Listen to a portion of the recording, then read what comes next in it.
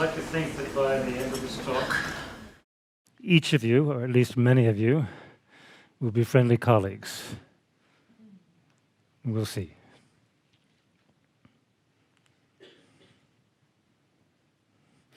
I'd like to tell you how I became a committed optimist.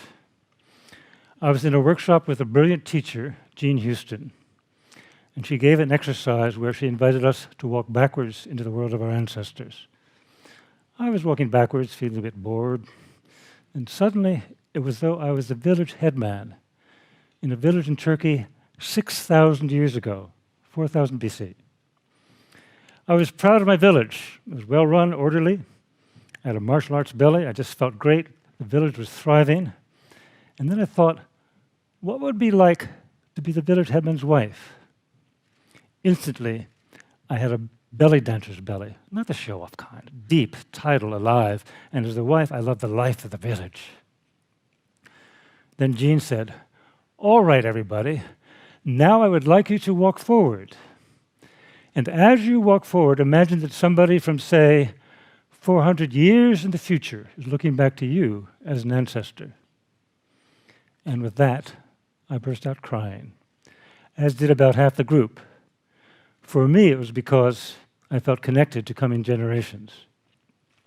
And at that moment, I shifted from being a pessimistic idealist who knew all the troubles of the world to being a committed optimist. Pessimism, optimism.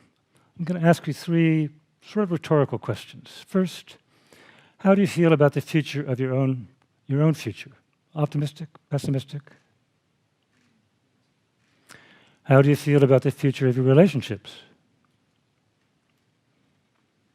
How do you feel about the future of the planet? For many, that's an instant downer. And for good reason. About 25 years ago, a large group of scientists, many of whom were Nobel laureates, issued a warning to humanity. They were concerned that the combination of population growth and ecological damage was unraveling the web of life that we're all part of and we all depend upon. More recently, a friend of mine and colleague, Julian Cribb, his book Surviving the 21st Century, outlines in detail not one, but 10 trends in what's going on now that threaten the survival of our global civilization beyond the end of this century. And you all know about the bushfires, early season, in winter, bushfires. The California forest fires, amazingly. The great typhoons, the drought that's going on.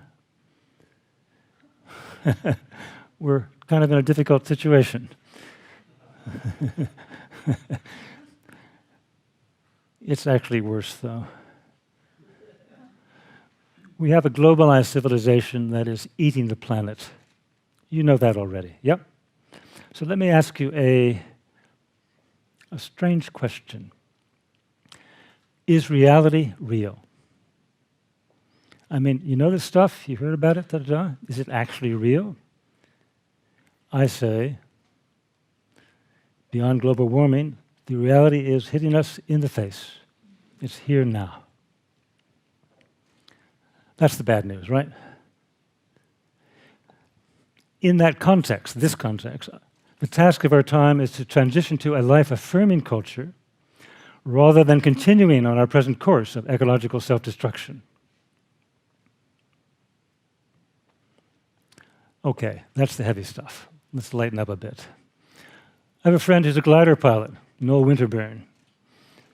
He said, I was towed up in my glider to 3,000 feet, just playing around. I put the glider into a spin, but when I came to pull out of it, the controls didn't work.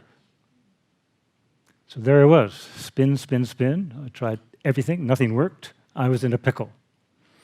So I took my hands off the controls, leaned back and said, Winterburn, you're going to have to think your way out of this one. What's going on? I'm in a stall. What's a spin? I'm in a spin. So what's a spin? It's a stall.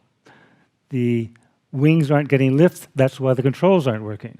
How do I get out of it? I dropped the nose. Well, I tried to push the nose forward. That didn't work. What else can I do?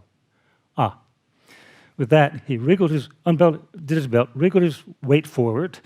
The nose dropped. He picked up speed, brought the glider into a safe landing. Why do I tell this story? Because of his message. We have to think our way out of this one.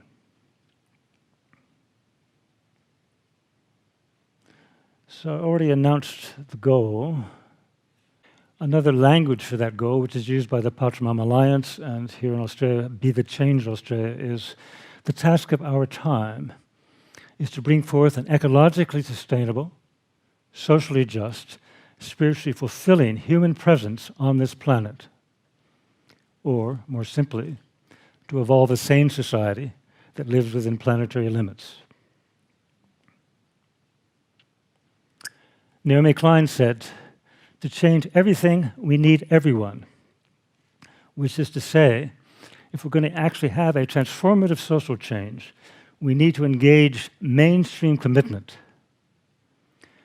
which leads to a certain puzzle. How can we engage the unengaged? How can we engage people who don't happen to come to TED Talks or read about, in depth, ecological patterns and the consequences of ecological trends? This is our challenge. Well, here's an insight that might help for your consideration. There are millions of groups that care about environmental and social well-being. Paul Hawken chronicled them in his book, Blessed Unrest. Mostly the members of these groups, environmental groups, social justice groups, pay dues, sign petitions. But what if the members of these groups became citizen educators? Then we would have a means of bypassing the media and inspiring the thinking necessary to pull us out of our ecological nosedive. The combined networks of the faith communities, the environmental groups, the social justice groups, all of that is huge, and we reach into every level of society. So I suggest that to change the culture, to change the thinking and the language and all of that in the culture, we have a greatly underutilized resource, ourselves. So, what I'm on about is catalyzing a massive citizen educational movement. The design is to engage leaders of groups in the vision of transitioning to a life-affirming culture. Now, that vision, a life-affirming culture, seems to me like it's an overarching term that encompasses all the good stuff that's already going on. So while people continue with stopping the Adani mine, for example, they can embrace the vision of, and why we're doing this is because we're contributing to the transition to a life-affirming culture. So let's engage the leaders of groups in championing that common vision.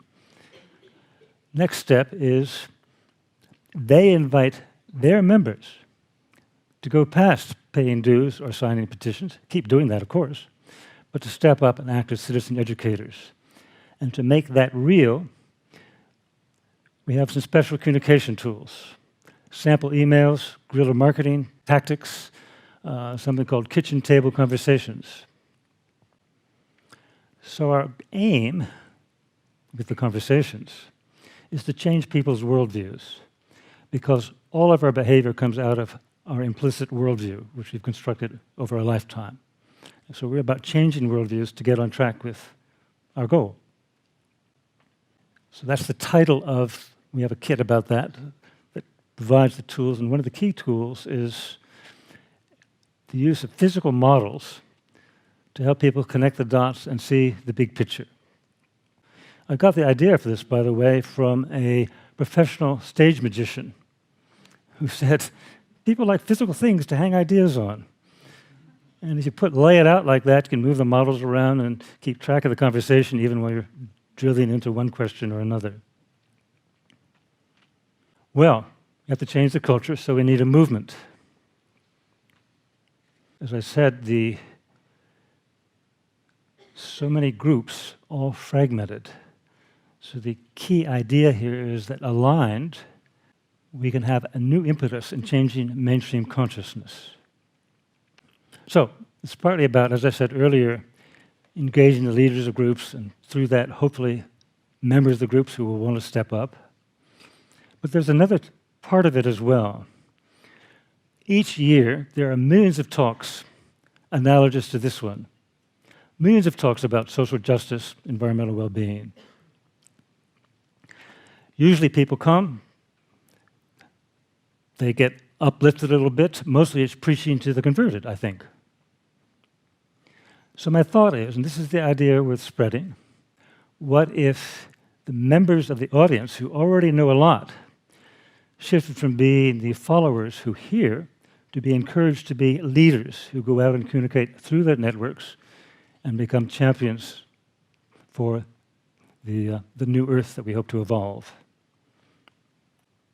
So, my hope is that each of you, to the extent that you feel there's some truth in the reality and feel some resonance with what I'm talking about, some wish for your own, this is a dark one, some wish for your own future well-being, because we can only do it together, that you will, I didn't tell you the name of the organization. I'm part of an initiative called the Great Transition Initiative. It's not an organization in the usual sense. There's no central group that sets policy or directs what people do. Instead, each person who feels called to be active in this acts through their own initiative. And again, I would hope that many of you would choose to do that. The way to do it is to go to the website, check out the set of communication tools that are there, and then just get on with doing it. At first, if you do it, and you can use a meme, the simplest thing is to use the meme, "We are transitioning to a life-affirming culture." That's an advertising strategy that was used by a right-wing Roman, a guy named Cato, way back. Apparently, he would finish each speech with saying, whatever the speech, whatever the topic, right? "And furthermore, Carthage must be destroyed." Ugly. But in time, you know what happened to Carthage. They got behind it. So we need, the common meme now is economic growth, jobs and growth. I say the meme we need to seed into the culture is the task of our time is to transition to a life-affirming global culture. So if you just begin to do that, introduce it into conversation, you will probably feel alone, because that's just how it is. There's not many folks doing that.